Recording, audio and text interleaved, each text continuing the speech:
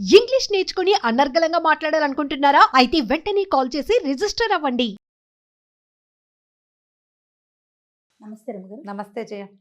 రమ్మగారు, గడప దగ్గర ఏ వస్తువులు పెట్టొచ్చు, ఏ వస్తువులు పెట్టకూడదు? గడప అంటే వీధి గుమ్మం, అంతే.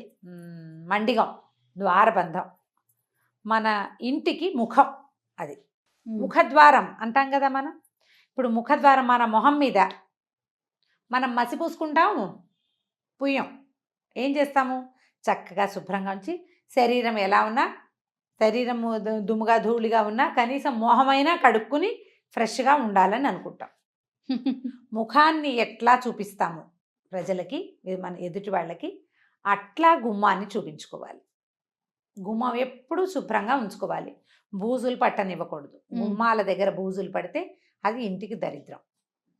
ఎందుకంటే ఎవరైనా రాగానే ముందు గుమ్మం పక్కన ఉన్న బూజే కదా కనపడుతుంది. మండిగం చక్కగా పసుపు రాసి బొట్టు పెట్టి ఉంచుకోవటం. శుక్రవారం గుమ్మాలు కడిగి నీట్గా పసుపు రాసి బొట్టు పెట్టుకోవటం. రోజు గుమ్మాలు కడుక్కునే వాళ్ళు మంచి మాటే. ఈ కిందే కాకుండా పైనంతా కూడా బూజులు అవి లేకుండా ఉంచడం. ఏవైనా చక్కగా తోరణాలు అవి అలంకరించి ఉంచుకోవటం, అంటే శుభస్కరంగా కనపడేటట్టు. పండగలప్పుడు అప్పుడు మామిడి మండలు, తర్వాత బంతిపూలు, తర్వాత ఏమో మన ఉగాది పండగప్పుడు వేపాకులు పెడతామా.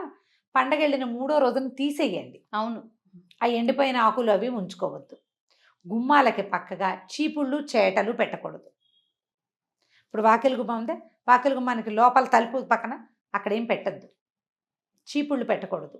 వాకిట్లో నుంచి రాగానే చెప్పులు గుమ్మం ఎదురుగుండా వదిలిపెట్టపోకండి, పక్కన వదిలిపెట్టుకోవాలి. గుమ్మంలో చెప్పులు విడవటం, కాళ్ళు తుడుచుకునే పట్టా మీద చెప్పులు విడిచేసేయటము అలాంటివి చేయొద్దు.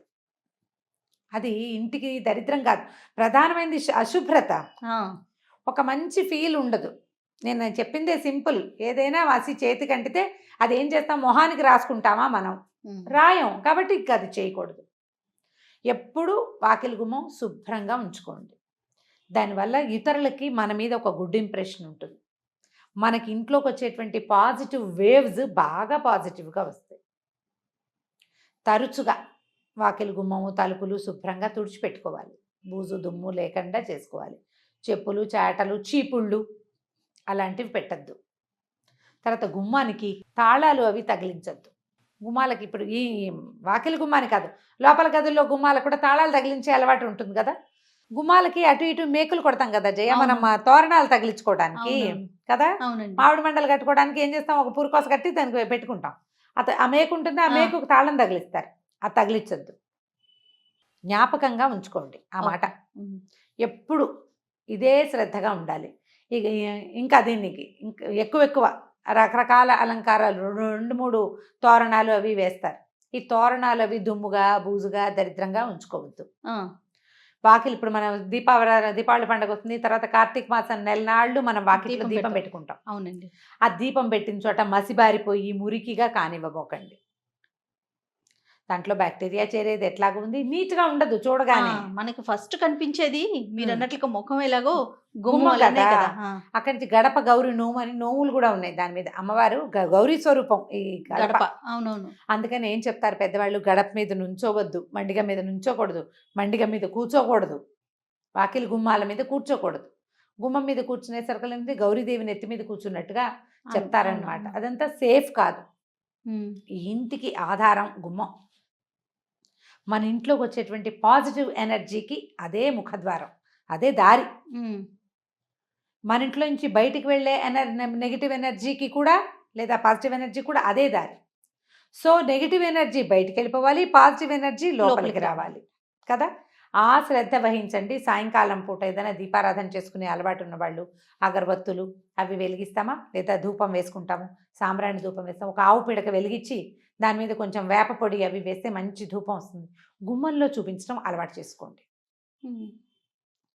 ఈ రోజులు ప్రస్తుతం మనం ఉన్న పరిస్థితుల్లో ఇలా పిడక పొగలు అవన్నీ కూడా మనకు ఆరోగ్యానికి మంచిబట.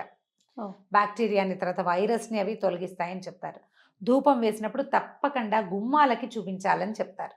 అలవాటు ఉంటే చేసుకోండి, లేకపోతే ఏ పండగలప్పుడో ధూపం వేస్తాం, ఇల్లంతా ధూపాలు వేసే వాళ్ళు ఉన్నారు కదా, అప్పుడు కొంచెం వాకిట్లో తప్పకుండా ఈ గుమ్మానికి ధూపం చూపించాలి.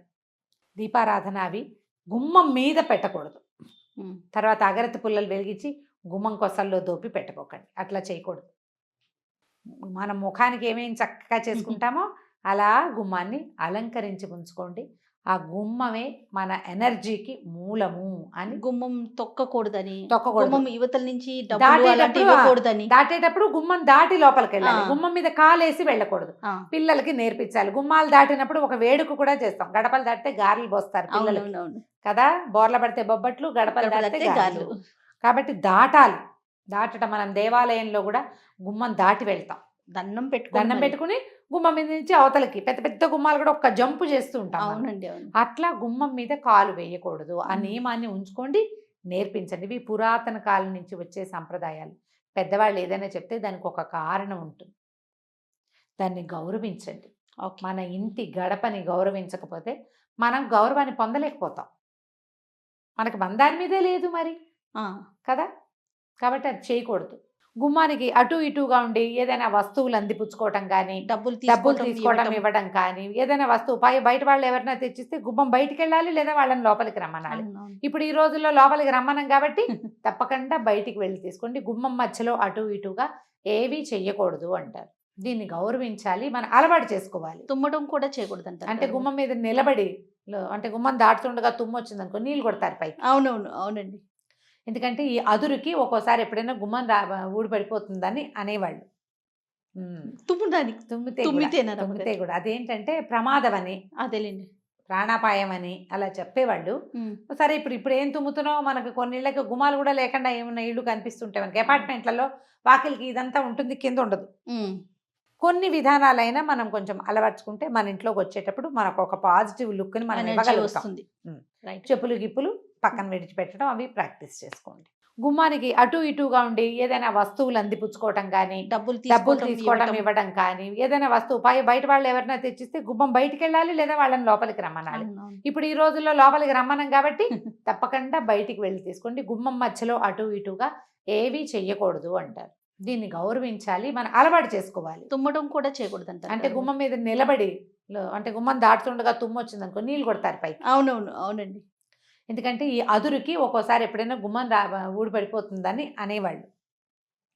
తుమ్మడానికి తుమ్మితే కూడా అదేంటంటే ప్రమాదం అని, అదేలేండి. ప్రాణాపాయం అని అలా చెప్పేవాళ్ళు.